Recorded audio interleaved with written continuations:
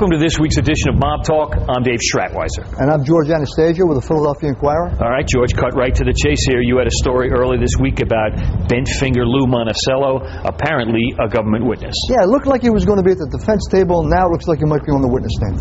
All right, George, if it wasn't out there that Lou Monticello could be a cooperating witness, it's certainly out there after your story this week. Yeah, I mean, nobody's confirming it, but all indications are he's cut a deal. His lawyer's not returning phone calls. And I think the key thing was when he was first arrested, if you remember, the prosecutors opposed him being released on bail.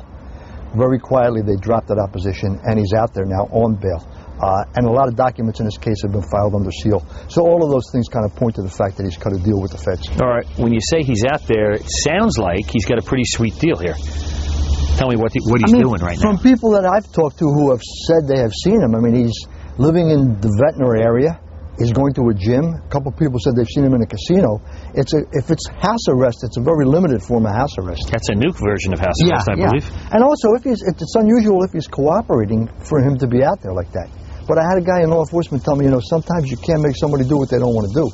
So, it's not definitive, but all indications are he's cooperating, and I think at the end of the day, when this case goes to trial, he will be on the witness stand. And have you not heard the same rumors I've heard that he's making phone calls, reassuring people that he doesn't harm them too badly? I think the position he's taking, and maybe in his head, this is the way he's justifying what he's doing, is, I'm hearing what he's basically saying is, I'm not giving them anything they didn't already have. And I think that may be what happens with this case. Monticello doesn't give them new information, but he may reinforce what they already have in terms of the case and make the case stronger in that sense. And from what we know, he gives them no mob violence. No, I don't think he was involved in any of that, but he was in the loan sharking bookmaking business. I think he can hurt Legambi substantially. I think he can hurt George Borghese. One of the interesting things is, you guys got that tape of he and Legambi having a discussion. He can put words to the video now if he chooses to. Be interesting to see what that spat was all about, because Legambi was clearly not happy with him, and he was trying to get his point across, and Anthony Staino took a quick exit, so that tells me they had something serious to discuss. Exactly, and the other interesting thing, and from the defense perspective, is what you worry about. They're attacking Monticello's credibility, but only two people involved in that conversation. If he gets up and says what was said, I doubt Legambi's going to get up and contradict him, so he can basically say whatever he wants to say. All right. Are the walls closing in on Mr. Legambi and Mr. Borghese here in that jail cell over there when guys like this start to cooperate? Yeah, I think, the defense has made light of this. It's racketeering light. It's only gambling and loan sharking, and we've said that all along. That's what it is right now, but it could carry a 10, 12-year sentence, and something like this makes that charge stronger. And 10 to 12 years is nothing to sneeze at. All right, George, just to show we're not just local, we're national, give me some news from South Florida and Joey Merlino. Latest I'm hearing is he's out of the halfway house. He's living in a beautiful 4-bedroom home, and he's exploring the opportunities that are down there, including getting into the bar-restaurant business. Begs a question, given the fact that he's got a criminal record, can he get involved in that business? I don't know all the particulars of what the law is in Florida, but I think that's what he's telling everyone. He wants to be in that business. Opportunities are there. He seems to be living large and adjusting very well. He's taking visitors, I'm told, as well? Yes? We heard a couple guys took a trip down and visited him.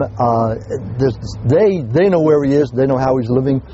He's keeping a line of communication open. But again, he's saying he's not coming back, doesn't want any part of South Philadelphia. He's going to stay in Florida. All right. Meanwhile, bring us back up to Philadelphia for a little bit. The rest of the gang is pretty low-key right now, really low-key. Are they low-key and making money? I think that's what it is.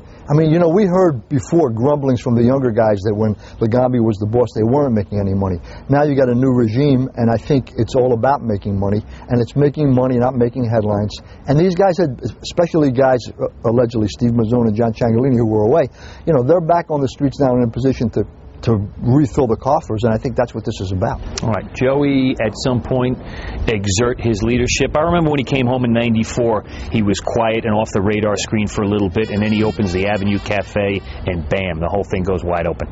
Yeah, I think it'll be a little bit different this time. I really think he doesn't want to come back here because he knows the jeopardy involved if he comes back to Philadelphia, that he's on everybody's radar. I think he would like to stay in Florida and run things from afar. And I think he's capable of doing that if the right people are in place up here. And I think right now that's the situation. In the area he's in Florida, is it the Gambino crime family that has influence down in that area that he might be potentially? Yeah, I think several of the New York families have always had, and branches down there. I think it is the Gambinos. Joey's a guy who's always gotten along with everybody. You know, he got along with the Lucchese guys up in North Jersey as well. I don't think Joey has that kind of problem. I think in the underworld, in those circles, Joey has a very good reputation. All right. Now, I made an offer to talk to Joey when I was in Florida recently, and nobody took me up on my offer. My understanding is he still doesn't want to talk to George or Dave. Yeah, I think, you know, this is a different Joey Marino. I think he's realized that the media attention that he had, while it made him a celebrity, didn't help him in terms of his lifestyle and didn't help him in terms of what he's trying to do. I think right now, at least, he wants to stay under the radar, and we're part of that radar. He doesn't want any part of it. All right, talk about the making money. Is there any money to be made right now? South Philadelphia, South Jersey, Atlantic City, anywhere? You know what? We're coming up on the football season. Sports betting is a big money maker. Football is the biggest of the season. So we're gearing up. Yeah, I mean, there's a lot of money to be made in sports betting. There always has been. And the football season, people are excited about the Eagles. You know, there's going to be money out on the streets, and it's a question of whether you run a legitimate bookmaking operation. If you do, and you've got a loan sharking sideline to that as well, you can make an awful lot of money. Yeah. All right. So this time around, when Joey bets, does he pay off? This time around, Joey probably doesn't bet. I mean, that's the smart move, and especially if he's got guys in place up here trying to run a business. If you run a business, you can't do the kind of shenanigans they did back in the 1990s. Okay, George, let's tease a little bit. We have a local business up for sale that we might do a little something about next week. And are there any more reports of cooperators? Yeah, we've got kind of a reshuffling of the economy of the underworld, and there's apparently an inmate who spent some time with Borghese in West Virginia. He's a New York guy, connections to the Bonanno crime family, I believe. He may surface, especially now with Monticello cooperating. He may reinforce him as a witness. All right, things to look forward to in the coming weeks. That's it for Mob Talk this week. We'll see you next week.